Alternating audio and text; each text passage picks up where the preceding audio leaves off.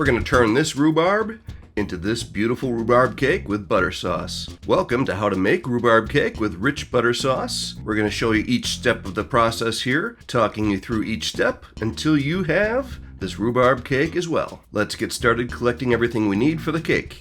1.5 cups of milk, 4 teaspoons of baking powder, 3 cups of all-purpose flour, 1.5 cups of sugar, 1/2 teaspoon of salt, 1 stick of butter, and about 3 or 4 cups of chopped rhubarb, a large mixing bowl with a whisk, and a 9x13 baking dish. And for the butter sauce, 3/4 cups of heavy whipping cream, 3/4 cups of sugar, another stick of butter, a medium pot, and lastly, your favorite mixing spoon. We'll get started with the cake by using 2 tablespoons of butter to fully grease that baking dish, rubbing on the sides, fully across the bottom, and into all the corners. And here's the perfect time to start preheating the oven to 350 degrees. Now we'll go back to the rhubarb and we'll cut this into a bunch of small pieces, enough for about 3 to 4 cups of the small pieces. Here we're using red rhubarb, but you certainly can use the green rhubarb as well.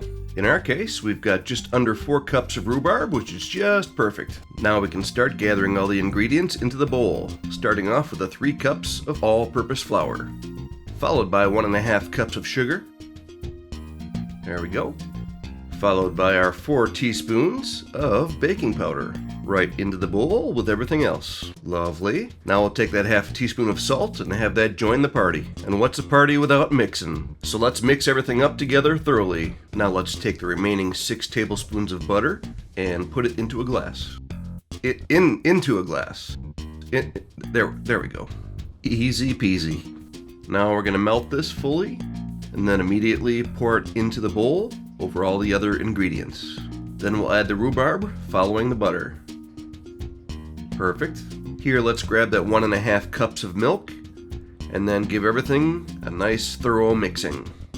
And trust me, you want this to be nice and thorough. So you want to find any pockets of hidden flour and sugar and fully mix that into the mixture. And when you're confident that you've got that fully mixed, you want to pour that nice and evenly into that 9x13 baking dish, making sure that's fully distributed across the entire bowl. That's looking pretty good right there, and is all set for baking. So let's take it over to the preheated oven at 350 degrees, and we're going to bake this for between 40 and 45 minutes.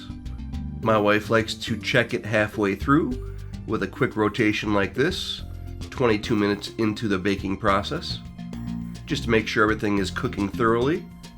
Now she's cooking the remaining portion of it for another 22 minutes. And at about 43 minutes, she deemed it was done, looking like this, so she took it out at 43 minutes. Looks nice.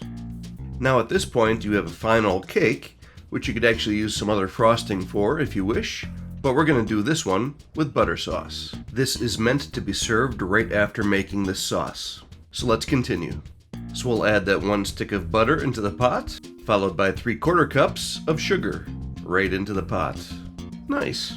Next up is the 3/4 cups of heavy whipping cream, and that goes right into the pot as well. Now it's time to bring it over to the stove top at medium temperature and slowly melt that butter into the mixture. And you're going to want to gently stir this continually. At this step, this is generally when I push play on my Bob Marley playlist, starting with Stir It Up. Let the music do the stirring. And when the butter is fully melted, raise the temperature on the stove top and then bring it to a gentle boil for about a minute while you continue to stir.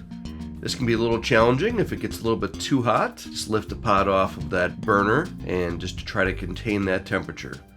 After the minute, you want to bring that over to a cooling rack, and then you can cut some pieces of cake while that's cooling briefly. And there's our first 2 pieces. Now it's time to add the butter sauce.